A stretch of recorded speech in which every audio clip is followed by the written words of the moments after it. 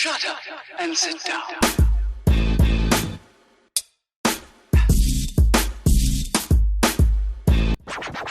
Because Jon Jones tweeted out, in fact, he's been tweeting a lot lately. He was tweeting, show me the money, first of all. And then Dana said, well, anytime someone says, show me the money, it means he doesn't want to fight. Chael Sonnen on ESPN also said, yeah, not that one. We'll get to that in a minute. But Chael Sonnen said this on ESPN. He said, anytime and I don't agree with Chael, and Jon Jones came after Chael as well. And I thought he was coming after me. I wasn't sure. I'm like, hold on, me and Jones are cool. But Chael said, anytime a fighter says, show me the money, and doesn't say, okay, doesn't just tweet, okay, I accept, give me a time and a place. Anytime someone says, show me the money, they're stalling and they don't want to take the fight. No, I don't necessarily agree with that. And then Dana kind of, alluded to what Chael was saying as well. And we're in this weird sticking point because even though Jones was guaranteed the heavyweight shot, I think, I'm not saying he's pricing himself out of the market, but he wants fucking mega bucks for this fight. And I don't know where they're up to. And then, of course, bring that up again one more time today. I didn't know this. I was working out. And then my manager sent me this. Yeah, it says, please just cut me already. Hold on, I feel like my wings are being clipped. I swear the UFC industry has been nothing but depressing for me. You would rather have me around and treat me like shit. There's more. Just fucking let me go. What type of weird shit is this? Obviously, the boss hates me. Let me take my business elsewhere. I'm not trying to be great for other people anymore. I'm trying to be great for myself. There's nothing great about being taken advantage of.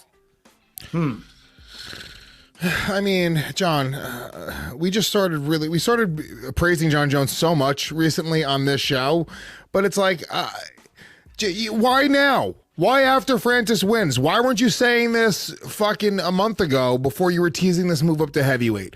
Why are you been doing videos teasing you fighting? Why now? That's a good point. That's a good point. Bizarre. You know what, Lewis? I was, because I understand what Jones is saying. He wants more money. And of course, going up to fucking fight Francis Ngannou, mate, I don't know what his deal is. So I don't know any of that history. So I can't speak to that. But he wants more money. And after Francis Ngannou, what he did Saturday night, come on. Jon Jones versus Francis Ngannou, that's going to be a big fight, right? And he wants what he feels he's worth. He wants his worth. Now, I don't know if he gets his worth. I don't know that. Maybe he does. Maybe he doesn't. But he wants more money. So Dana's like, well, hold on. He's got a good fucking deal already. So he doesn't want the fight. Maybe that's true. Maybe he doesn't get much money and he wants more, right? Conor McGregor fights gets paid a lot. He probably wants Conor type of money. I don't know if he does or doesn't. Maybe he's on $5 million a fight. I'm sure DC said that once to me, that he's on $5 million per fight. $5 million is good money. Yeah, that's really good money. Yeah. I mean, look, Jon Jones probably makes more money than 99.9% of the mixed martial artists in the world. You have every right to name your price. We said that earlier, right? Every right. God bless you.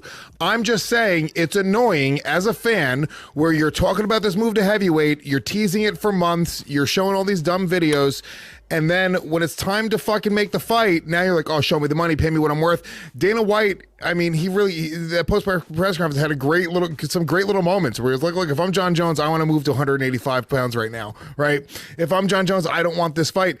It's just, and Dana White even said it. He was like, dude, whoever it was, I forget the name that he said, but he was like, make the phone call, pick up the phone right now. The fight's going to be made. If you want this fight, pick up the phone and call us, and the fight will be made. If you want it. Do you want it? And he sort of threw the volley over to Jon Jones. And now Jon, I hate to say it because he is great. And it sounds like I'm a fat guy on a couch. But he's coming off like a little bitch. He's coming off like a little bitch right now. I don't know what else to say. Headline, Luis J. Gomez. Jon Jones is my little bitch. No, listen. You get what I'm saying. No. Of course I do. And actually, that's a really good point. I never looked at it from that perspective where you're right. He was talking about it. He was all excited for it. He was talking about coming up. He is putting training footage out there. It was never a discussion. I'm fighting for the belt next. And then you're right. When Francis goes out and does that, now it changes to show me the money. And okay, devil's advocate, right? On Jones' side, he could say, well, no, what I'm saying is, I want the fight. Show me the money because this is going to be a big fight. But he never came out and said that. In fact, now he's asking to be let go from the organization. What do you make of that? It's it's just a kid taking his ball and going home. Which, by the way, this is also the whole public negotiation thing. You have to take it all with a grain of salt. Everything that Dana White is doing with Jon Jones is very deliberate. Him saying that he wouldn't take the fight of him, he wouldn't move to 185. That's just him mentioning Derek Lewis being next in line. That is all deliberate public negotiations. Now, there's public negotiations, which is what Jon Jones does, and who am I to say? He's very successful, so maybe this stuff will work. And then there's also the behind the closed doors where the managers and agents are all getting in a room and they're making this work. So this is all just sort of the tip of the iceberg on what's really going on behind closed doors. More than likely, if I had to guess, if I'm going to predict things, Jon Jones will fight next for the heavyweight title of the world. I think so too as well. I mean, this is all just posturing from both sides. I mean, because for the UFC, they can't be seen to just roll over and have fighters make demands, right? That doesn't set a good precedent, okay? And again, I'll say this because a lot of people call me a shill. You can't operate a business like that. You can't have 500 highly volatile fighters that are literally fighters. That's what they do. Yeah. They're fucking fighters. So if they think they can get some more money, they'll fight for that tooth and nail. That's why we do this. And if you set a precedent where if someone throws the toys out the pram and says, that's it, well, I quit, I retire, and they go, all right, well, how's an extra million sound, right? That doesn't set a good precedent. You can't be bullied in negotiations like that. Also, for Jon Jones, of course, he wants to get his worth as well. And to your point, they probably will meet somewhere in the middle. I certainly hope so, right? I'm really excited to see Jon Jones in there at heavyweight. I want to see him fight Francis Ngannou. I don't think it'd be a good night at the office for him. I honestly don't see a way. I'm going off topic here, but let's do that. Jon Jones can't match him for punching power. That's a fact, right? Cannot. In fact, most of the physical attributes, other than probably conditioning, he can't compete with Francis. But he does have experience, and he is a master of strategy and game plans. He always has been. Jon Jones has always came with fantastic game plans. And to beat somebody like Francis, you fucking need a good game plan. You need to be smart. You need to outthink him. You can't go in there and fight brawn against brawn. It's got to be brains against brawn. You need a bit of brawn. You got no brawn, you got no chance. You're fucked. You're fucked. You got no brawns. I don't know what brawns are. If you got no cojones, you got no fucking chance. Simple as that. But if you add a little sprinkle, a little fairy dust, a little fight IQ, then the odds get a little better. A little brawn, a little brain. Which would you rather have? I got very little of either, so I got to be honest with you. Just give me something, please. Give me something. Something, please. Oh my God. John, look. Look, I want to see Jon Jones fight Francis Ngannou, right? I want to see this. Yeah. Jon Jones, he wants to be shown the money. Guess what? Go beat Francis Ngannou. You'll go way further than Conor McGregor, way further than Brock Lesnar, way further than anybody else in the sport, way further than Khabib. In terms of, you end up becoming, in my opinion, the #1 pound-for-pound fighter in the world. You beat Francis Ngannou, you move up to heavyweight, you beat Francis, you take down the fucking beast. You're a guy who cleared out 205, and now you are the kingpin of the heavyweight division.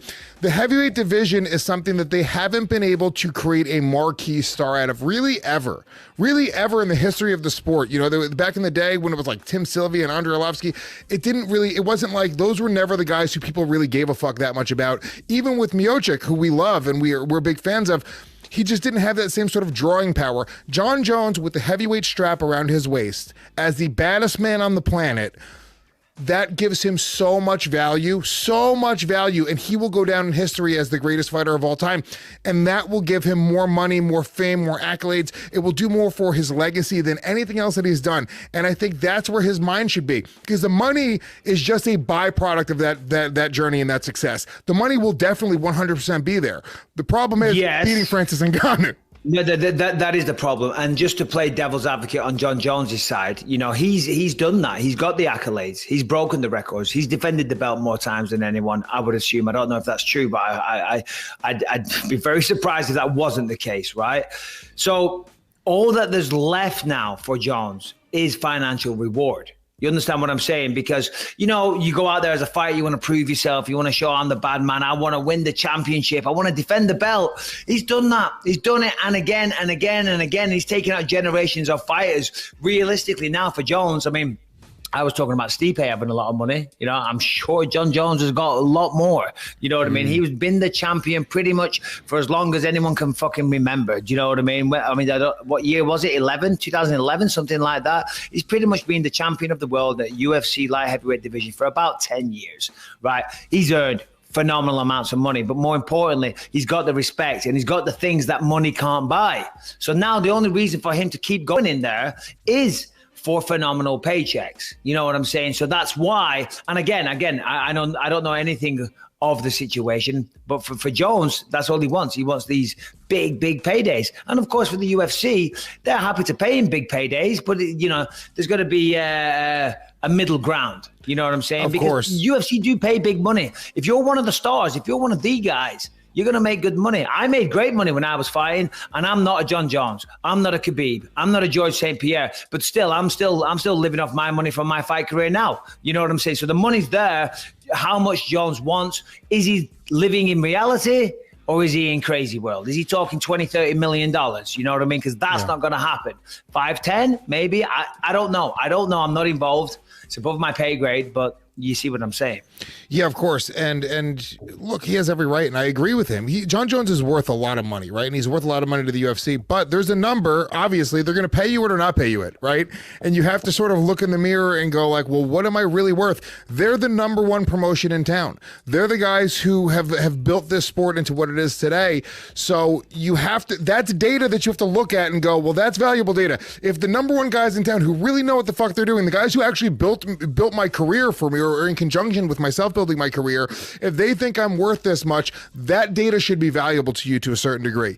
When I'm saying about him sort of, him having the accolades, it's not so much has he done enough to earn the respect and this, that, the other. Yes, of course. I'm talking about pure pay-per-view dollars. If he wants to become like a Floyd Money Mayweather, can sell 3-4 million pay-per-views, which is that type of power is really where the money becomes unlimited. Become the heavyweight champion of the world. He will do that. Jon Jones right now, it's not that he does very well with pay-per-views, but he's not doing what Conor did. He's not doing millions and millions of pay-per-views each time. No. So I think he has the path to do that by becoming heavyweight champion of the world. And that's probably something to do with it as well, right? The fact that Conor's made so much money and Conor's floating about on a fucking massive yacht, and Conor's, you know what I'm saying, right? But the Conor's been very smart. You can hate on him, you can love him, whatever. You can't deny the man has been a fantastic businessman. He's used his platform better than anybody could have ever dreamed of. And he proclaims to be a billionaire. He very may well be one. Fact is, he's fucking loaded, right? And I think for Jones, and again, I'm assuming, so this isn't coming from anywhere, but it's only natural as a human being, right? You're Jon Jones. Because if you look at Jones, anytime people talk about Khabib being the greatest of all time, he's on fucking Twitter and he's defending and he's talking shit. And then who was it just fought recently? And again, they were talking about how great he was. And he was like, you lot must have forgot about me. What are you talking about? Right? So he's very, very defensive. You know what I mean? And he feels like he's always having to justify himself, which he shouldn't do, by the way.